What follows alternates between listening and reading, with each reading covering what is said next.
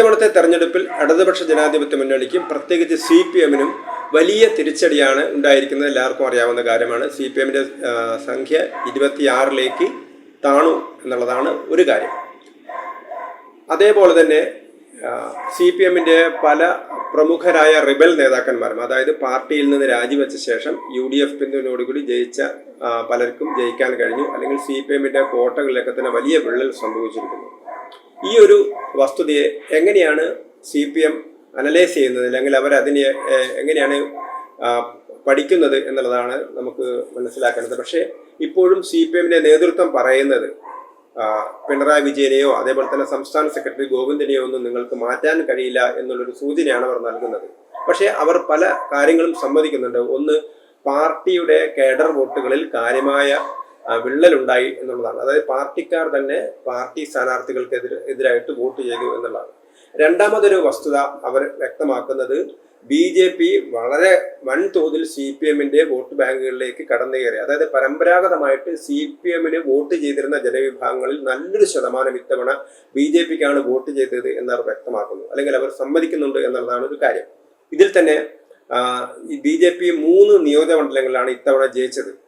തെരഞ്ഞെടുപ്പിന് തൊട്ടു മുമ്പ് പിണറായി വിജയനും CPM സംസ്ഥാന സെക്രട്ടറിയും ദേശീയ നേതാക്കന്മാരൊക്കെ തന്നെ പറഞ്ഞത് കേരളത്തിൽ BJP-ക്ക് ജയിക്കാൻ കഴിയില്ല, BJP-ക്ക് ഏതെങ്കിലും സീറ്റ് ജയിക്കാൻ കഴിയും എന്നുണ്ടെങ്കിൽ അതൊക്കെ ഒരു വ്യാമോഹം മാത്രമാണ്.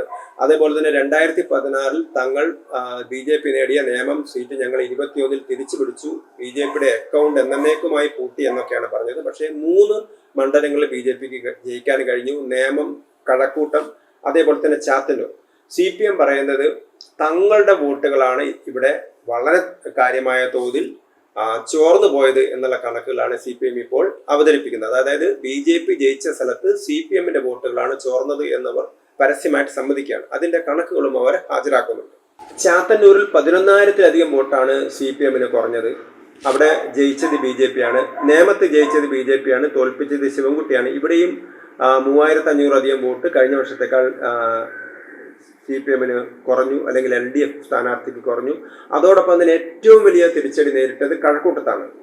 കഴിഞ്ഞ തവണ കടകംപള്ളി സുരേന്ദ്രൻ ജയിച്ച മണ്ഡലത്തിൽ ഇത്തവണ 17,000-ലധികം വോട്ടാണ് CPM-ന് കുറഞ്ഞത് എന്നുള്ളതാണ് അവരുടെ കണക്ക്, അവർ നിൽക്കുന്ന കണക്ക്. ഈ ഒരു യാഥാർത്ഥ്യമായിട്ട് പൊരുത്തപ്പെടാനും എന്തുകൊണ്ടാണ് ഈ വക ചോർച്ചയുണ്ടായെന്ന് പരിശോധിക്കാനാണ് ഇപ്പോൾ CPM ശ്രമിക്കുന്നത്. അപ്പോൾ അവരത് പരസ്യമായിട്ട് സമ്മതിക്കുന്നുണ്ട്. ഈ 3 സീറ്റുകളിലും CPM-ന് കാര്യമായിട്ടുള്ള ക്ഷീണമുണ്ടായി. അതേപോലെ തന്നെ BJP 2ാം സ്ഥാനത്ത് വന്ന മറ്റ് 6 മണ്ഡലങ്ങളിലും ഇതേ രീതിയിലുള്ള കണക്കുകളാണ് CPM അവതരിപ്പിക്കുന്നത്. കാസർഗോഡ്, പാലക്കാട്, മലമ്പുഴ, ആറ്റിങ്ങൽ മണ്ഡലങ്ങളിലും BJP കാര്യമായ മുന്നേറ്റമാണ് നടത്തിയത്. ഇവിടെയൊക്കെ തന്നെ കഴിഞ്ഞ തവണ ഉണ്ടായിരുന്ന ഭൂരിപക്ഷം, അല്ലെങ്കിൽ CPM-നുണ്ടായിരുന്ന ടോട്ടൽ വോട്ടിൽ വലിയ കുറവ് വന്നിരിക്കുന്നു, അല്ലെങ്കിൽ രണ്ടാമത്തെ കക്ഷിയുമായിട്ടുള്ള ഭൂരിപക്ഷത്തിൽ കുറവ് വന്നിരിക്കുന്നു. ഇപ്പം ആറ്റിങ്ങലൊക്കെ 30,000-ലധികം വോട്ടുണ്ടായിരുന്നു, അത് 10,000-ൽ ചെല്ലാനുമായിട്ട് കുറഞ്ഞു. അതായത് വലിയ വ്യത്യാസമാണ് കഴിഞ്ഞ തവണ വന്നത്. അതേപോലെ തന്നെ മലമ്പുഴയിലും അതേപോലെ തന്നെ വോട്ട് കുറഞ്ഞു.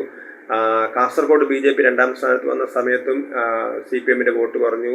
മഞ്ചേശ്വരത്തും CPM-ന്റെ വോട്ട് കുറഞ്ഞു. അപ്പം ഇങ്ങനെയൊരു അനാലിസിസ് ആണ് CPM നടത്തുന്നത്. തങ്ങളുടെ വോട്ടിൽ കാര്യമായ ചോർച്ച വന്നിരിക്കുന്നു, അത് BJP-യാണ് ചോർത്തിയത് എന്നുള്ളതാണ് അവർക്ക് ഇപ്പോൾ സമ്മതിക്കേണ്ടി വന്നിരിക്കുന്നത്. അപ്പോൾ ഒരു ഘട്ടത്തിൽ കേരളത്തിൽ ഈ പരിപ്പ് വേവില്ല RSSകാര എന്ന് പറഞ്ഞ CPM നേതൃത്വത്തിന് BJP എന്നൊരു ഭീഷണിയാണെന്ന് സമ്മതിക്കേണ്ടി വന്നിരിക്കുന്നു. ഇലക്ഷൻ തൊട്ടുമ്പൊക്കെ അവർ പറഞ്ഞത് BJP-ക്ക് ജയിക്കാൻ കഴിയില്ല എന്നാണ്. പക്ഷേ ഇപ്പം മുഖ്യമന്ത്രി പിണറായി വിജയനാണെങ്കിലും CPM-ന്റെ കേന്ദ്ര നേതൃത്വമാണെങ്കിലും സംസ്ഥാന നേതൃത്വമാണെങ്കിലൊക്കെ തന്നെ BJP എന്ന് പറയുന്ന ഭീഷണിയെക്കുറിച്ച് അവർ വളരെ ജാഗരൂകരാണ് എന്നുള്ളതാണ്. പക്ഷെ അവർക്കൊന്നും ചെയ്യാൻ കഴിയുന്നില്ല, അവർ അതിനെക്കുറിച്ച് ബോധവാന്മാരാണ് എന്ന് മാത്രമാണ്. അതോടൊപ്പം തന്നെ CPM-ന്റെ ഏറ്റവും വലിയ മറ്റൊരു വിലയിരുത്തൽ അവർക്ക് എത്രത്തോളം പാർട്ടി സംഘടനാ മെഷീനറി ചലിപ്പിക്കാൻ കഴിയുന്നു എന്നുള്ള കാര്യത്തിൽ അവർ നേരിടുന്ന പരാജയമാണ്.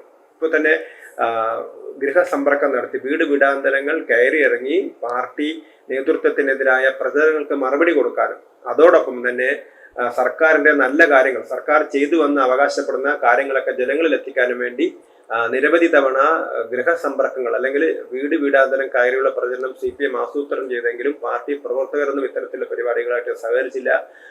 എല്ലാ വീടുകളിലും കയറാൻ കഴിഞ്ഞില്ല. അങ്ങനെ ഇതിലൊരു വലിയൊരു തിരിച്ചടി നേരിട്ടതായിട്ടും CPM ഇപ്പോൾ വിലയിരുത്തുന്നുണ്ട്.